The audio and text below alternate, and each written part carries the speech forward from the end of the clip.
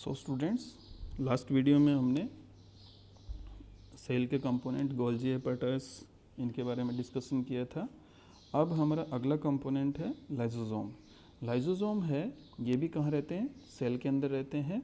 और इनके अंदर ये जो लाइसोसोम है, इनके अंदर क्या रहेंगे? Digestive enzyme. ये डाइजेस्टिव एंजाइम क्या करेंगे? किसी भी कंपोनेंट को, जो कोई मान लीजिए सेल है, सेल के बाहर से बैक्टीरिया वायरस सेल के अंदर एंटर हो गए, तो लाइसोसोम क्या करेंगे? उस बैक्टीरिया वायरस को अपने अंदर ले लेंगे और उसको डाइजेस्ट करके ख़त्म कर देंगे। तो इसका मतलब ये सेल का क्या है? डिफेंस मैकेनिज्म है, जो अटैक करने वाले फॉरेन ऑब्जेक्ट को भी डाइजेस्ट कर जाता है। लेकिन कई बार क्या होता है कि ये जो लाइसोसोम है, ये खुद ही फट जाता है। अब फटेगा तो उसके अंदर जितने भी एंजाइम वगैरह हैं वो किसको डैमेज कर देंगे? सेल को। तो सेल खुद ही डेड हो जाएगी, इसलिए इसको सुसाइडल डेथ भी कहते हैं। तो ये है सॉरी लाइसोसोम। लाइसोसोम का काम क्या है? ये डाइजेशन करता है यूजफुल मटेरियल का, और हार्मफुल मटेरियल को भी ये डाइजेस्ट करके ख़त्म कर देता है। अनवांटेड मटेरियल को भी ये डाइजेस्ट करके ख़त्म कर देता है। और जब हम भूखे रहते हैं, कई दिनों तक हम क्या रहते हैं? भूखे रहते हैं, स्टारवेशन हो जाता है, तो लाइसोसोम क्या करता है? हमारा जो स्टोर्ड फूड होता है बॉडी में, जैसे फैट जमा हो गया, उसको भी क्या करता है? डाइजेस्ट करने का काम करेगा, और उस समय हमको क्या देगा? एनर्जी देगा। जब आप कई दिनों तक भूखे रहेंगे तो आपका प्रोटीन, लिपिड और ग्लाइकोजन ये डाइजेस्ट होना स्टार्ट हो जाएगा। इसको बोलते हैं ऑटोफेगी। ऑटोफेगी मतलब खुद की सेल को खा जाना, खुद का ही मटेरियल खा जाना, तो इसको बोलते हैं ऑटोफेगी। तो ये ऑटोफेगी का काम भी कौन करेगा? लाइसोसोम। लाइसोसोम के बाद में अगला कंपोनेंट कौन है?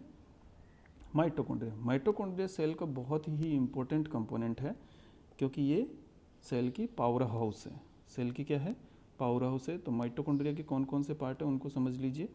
माइटोकॉन्ड्रिया जो है डबल लेयर है। इसकी एक इनर मेम्ब्रेन होगी, ये जैसे ये अंदर की मेम्ब्रेन है, ये आउटर मेम्ब्रेन होगी, ये आउटर मेम्ब्रेन है। तो दो मेम्ब्रेन है, इनर मेम्ब्रेन और outer membrane. Inner membrane, outer membrane, इनके बीच का जो स्पेस होगा उसको बोलते हैं इंटरक्रिस्टल स्पेस। ये इनर मेम्ब्रेन हो गया। और इनर मेम्ब्रेन के अंदर की तरफ क्या होगा? Inner chamber. इनर चैम्बर जो है, ये आउटर मेम्ब्रेन, ये इनर मेम्ब्रेन, ऐसे इसमें फोल्ड्स हो जाएंगे। और इनर मेम्ब्रेन के अंदर की तरफ यहाँ पर छोटे छोटे पार्टिकल मिलेंगे, जिनको क्या कहते हैं हम? M particle. जिनको क्या कहते हैं? M particle. ये एम पार्टिकल जो हैं, ये बहुत ही इम्पोर्टेंट है, क्योंकि ये एनर्जी पार्टिकल के सिंथेसिस का स्पेस है। एनर्जी पार्टिकल के सिंथेसिस का स्पेस है। इसके अलावा राइबोसोम मिलते हैं माइटोकॉन्ड्रिया में, जिनका साइज होता है 70s। डीएनए मिलता है जो सर्कुलर होता है। मैट्रिक्स इसके बीच का पार्ट, और क्रिस्टी ये जो आउटग्रोथ, इनर मेम्ब्रेन की ये जो आउटग्रोथ निकली हुई है, ऐसे आउटग्रोथ अंदर की तरफ, फिंगर लाइक प्रोजेक्शन, इनको क्या कहते हैं हम लोग? क्रिस्टा। सबको मिला के, अकेली को क्रिस्टा और सबको मिला के क्रिस्टी। तो माइटोकॉन्ड्रिया के काम क्या क्या है, फंक्शन क्या क्या है? ये सेल के रेस्पिरेशन, जो रेस्पिरेशन होता है सेल में, जो O2 हम गैस लेते हैं, वो O2 गैस कहाँ पहुँचती है? यहाँ एम पार्टिकल। और एम पार्टिकल पर यहाँ पे ग्लूकोज O2 के प्रेजेंस में एम पार्टिकल पे क्या बनाएगा? CO2 और H2। इस CO2 को हम रेस्पिरेशन के थ्रू बाहर निकाल देंगे, और ये O2 हम रेस्पिरेशन के थ्रू लेंगे, और ये ग्लूकोज जो हमने खाना खाया उसका क्या हो जाता है? डाइजेशन, CO2 और H2O में। और साथ में क्या बनती है? एनर्जी। इस एनर्जी को ये माइटोकॉन्ड्रिया क्या कर लेता है? स्टोर कर लेता है। किसके फॉर्म में? ATP के फॉर्म में, एडिनोसिन ट्राईफॉस्फेट। ये एक यूनिट है किसी भी एनर्जी को स्टोर करने की। तो ये जो प्रोसेस है, इस पूरे प्रोसेस को हम बोलते हैं रेस्पिरेशन। ये रेस्पिरेशन कहाँ अकर होगा? कहाँ पे होगा?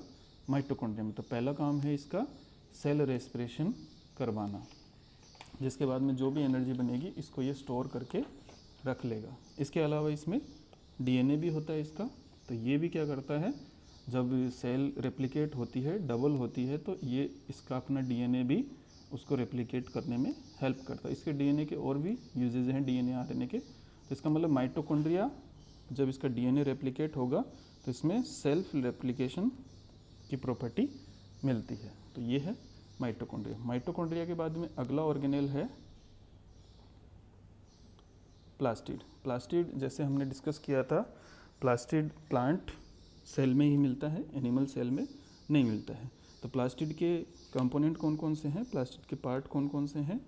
प्लास्टिड के पार्ट हैं आउटर मेम्ब्रेन, जो बाहर की मेम्ब्रेन है, इनर मेम्ब्रेन, ये अंदर की मेम्ब्रेन है। बहुत से कंपोनेंट हमने अभी तक देख लिए हैं, सेल, न्यूक्लियस, माइटोकॉन्ड्रिया, क्लोरोप्लास्ट, सभी में अमूमन देखने में यही आ रहा है कि वो डबल मेम्ब्रेन है, डबल मेम्ब्रेन कवर्ड ऑर्गन्स हैं, ऑर्गेनेल्स हैं। इसके अंदर क्लोरोप्लास्ट में दो तरह के पार्ट होंगे, एक स्ट्रोमा, स्ट्रोमा मतलब जो लिक्विड, स्ट्रोमा मतलब लिक्विड, और स्ट्रोमा में क्या रहेंगे, ग्रेना। स्ट्रोमा में क्या स्टोर रहेंगे, ग्रेना।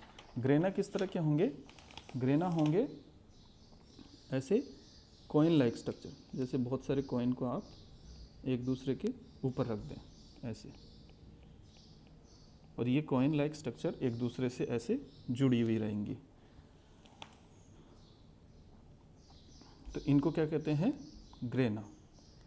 और मिला करके सारों को बोलते हैं ग्रेना, और अगर एक को हमको एक्सप्रेस करना पड़े तो उसको बोलेंगे ग्रेनम।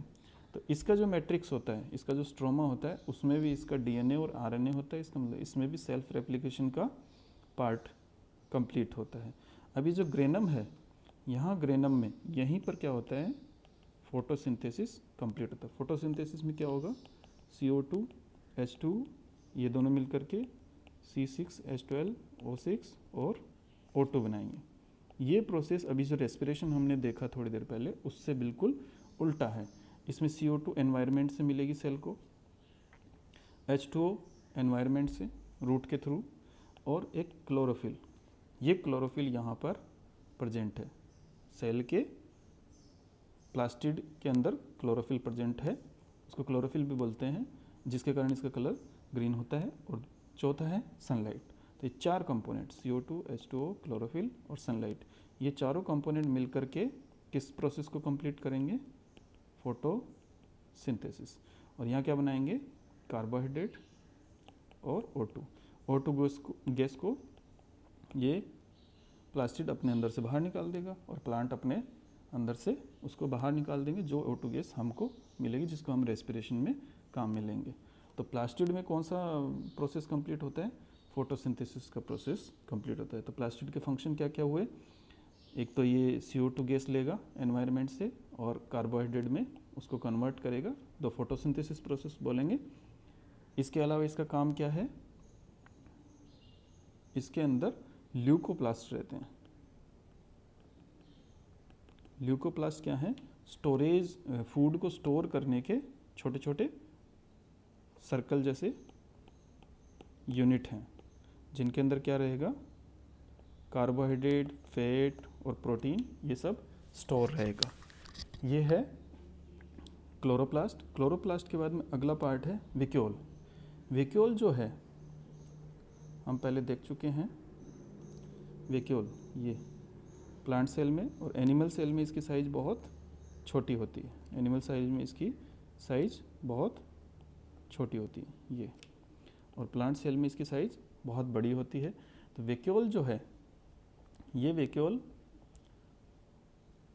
प्लांट में काफ़ी बड़ी साइज की मिलेगी, और ये क्या काम करती है, वाटर को होल्ड करने का काम करती है। जैसे मान लीजिए कोई सेल है, उस सेल के अंदर बहुत बड़ा कंपोनेंट खाली है, जिसमें हमने क्या फिल कर दिया है, वाटर।